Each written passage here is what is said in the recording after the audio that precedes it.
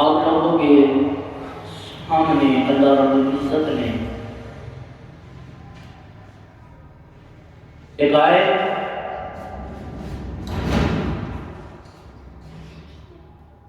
سننے اور پڑھنے کا شرف بخشا ہے۔ اللہ رب العزت اس آیت میں کیا فرماتا ہے؟ اللہ رب العزت فرماتا ہے کہ یا ایھا الذین آمنوا توبوا الی اللہ توبۃ نصوحا، اے ایمان والو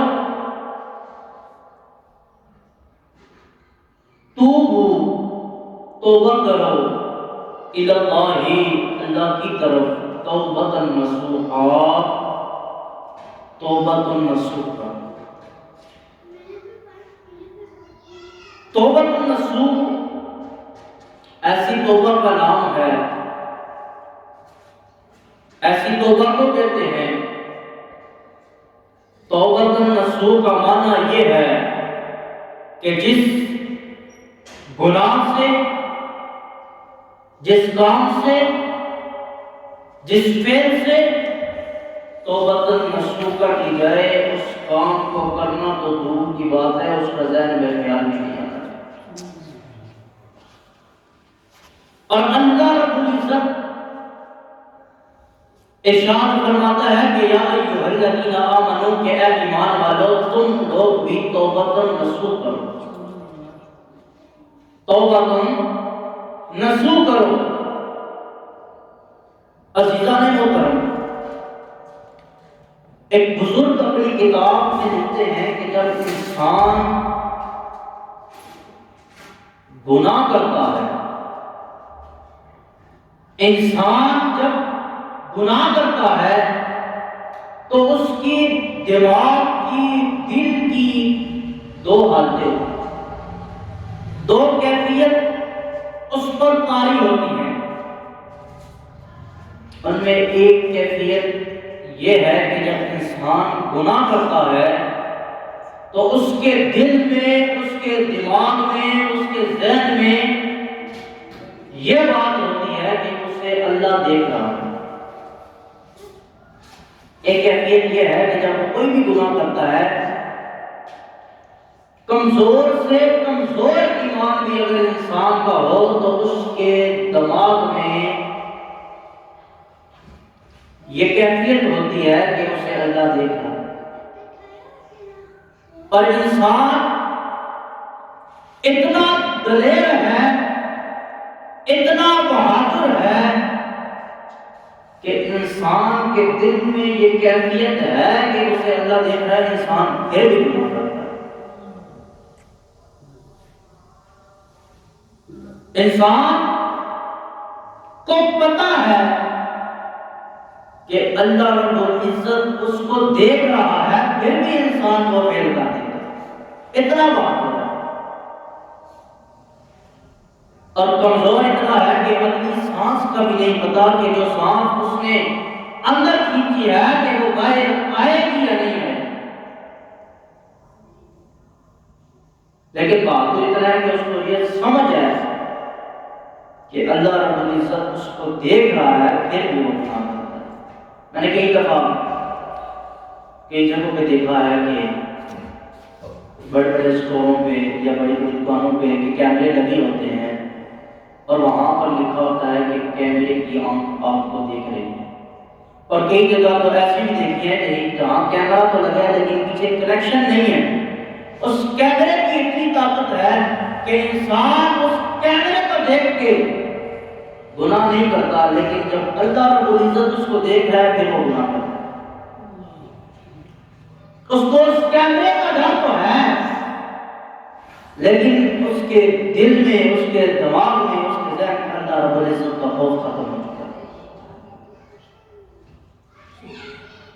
اور دوسری کیفیت وہ فرماتے ہیں کہ جب انسان گناہ کرتا ہے، حالانکہ کمرہ اس کے نزدیک بند ہے، کوئی بھی نہیں دیکھ رہا، اور اور جب اس کے ذہن میں یہ بات آتی ہے کہ اس کو کوئی بھی نہیں دیکھ رہا تو وہ دائرہ اسلام سے خارج ہوتا ہے۔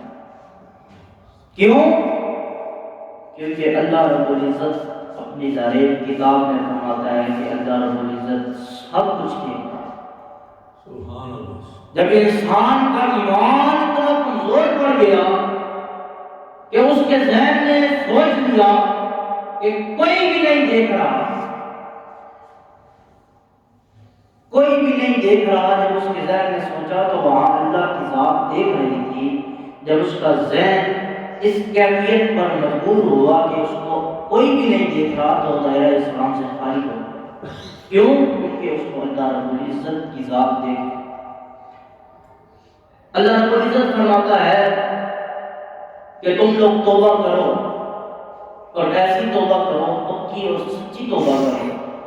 ایک نوجوان کا واقعہ آپ لوگوں کے سامنے پیش کرتا ہوں۔ جوانی کی توبہ اللہ رب العزت کو اتنی پسند ہے کہ اللہ رب العزت جب ایک نوجوان توبہ کرتا ہے، آقا علیہ الصلوۃ والسلام فرماتے ہیں کہ جب ایک نوجوان توبہ کرتا ہے، مفہوم ہے حدیث شریف کا، اس کے 40 قبرستان مشرق کی طرف اور 40 قبرستان مغرب کی طرف جب ایک نوجوان توبہ کرتا ہے تو وہاں سے عذاب کو 40 دن کے لیے ختم کر دیتا ہے۔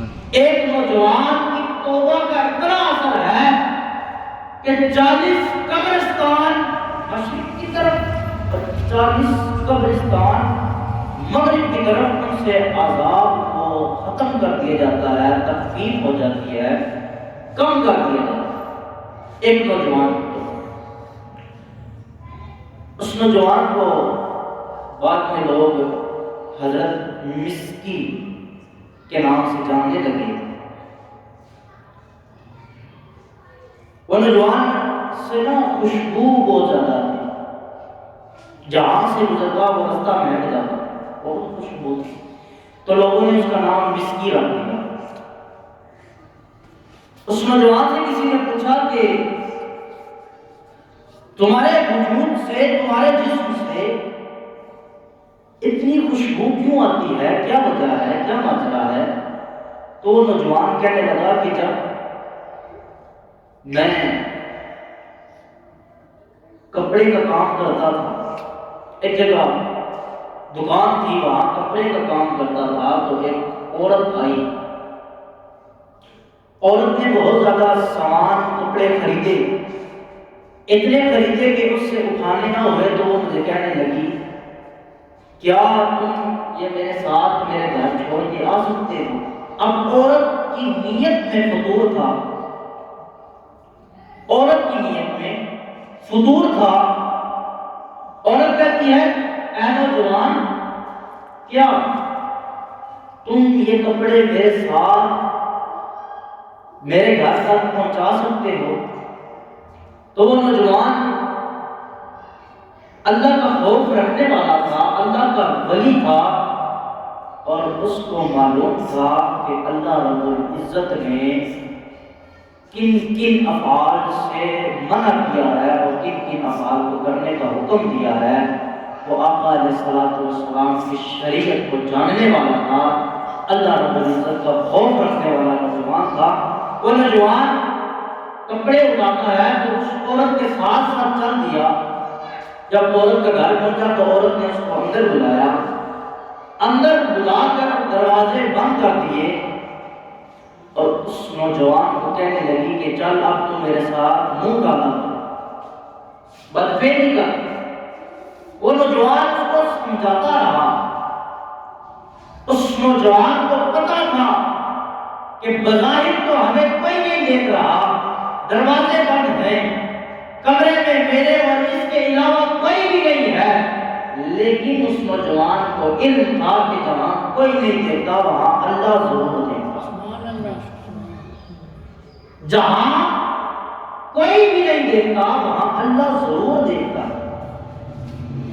وہ نوجوان اس عورت کو کہنے لگا کہ اے عورت، کیا تجھے علم نہیں ہے تم نے کس چیز کا حکم دے رہی ہے؟ تو چاہتی ہے کہ میں تیرے ساتھ مطالعہ کروں، تو چاہتی ہے میں تیرے ساتھ بدفعلی کروں، حالانکہ ہماری شریعت نے اس کو حرام قرار دیا ہے۔ وہ عورت کہنے لگی کہ اے نوجوان، تو میرے ساتھ بدفعلی کر، تو جو چاہے گا میں دے دوں۔ اس نوجوان نے بہت اصرار کیا، اس کو بہت کہا کہ نہ کر، منع کیا۔ وہ عورت باز نہ آئی۔ جب عورت باز نہ آئی تو اس نوجوان نے اس عورت کو کہا کہ اچھا میں تیرا کہنا مانوں گا لیکن میری ایک شرط ہے۔ عورت کہنے لگی کیا شرط ہے؟ تو وہ نوجوان کہتا ہے کہ میں استنجا خانہ کدھر ہے، میں استنجا کرنا چاہتا ہوں، پھر میں تیرے ساتھ بدفعلی کروں گا۔ اس عورت نے اس کو استنجا خانہ دکھایا، واش روم دکھایا، اور وہ نوجوان جب واش روم میں داخل ہوا اس نے پاخانہ اپنے جسم کے ساتھ بنا لیا۔ بظاہر تو بہت ہی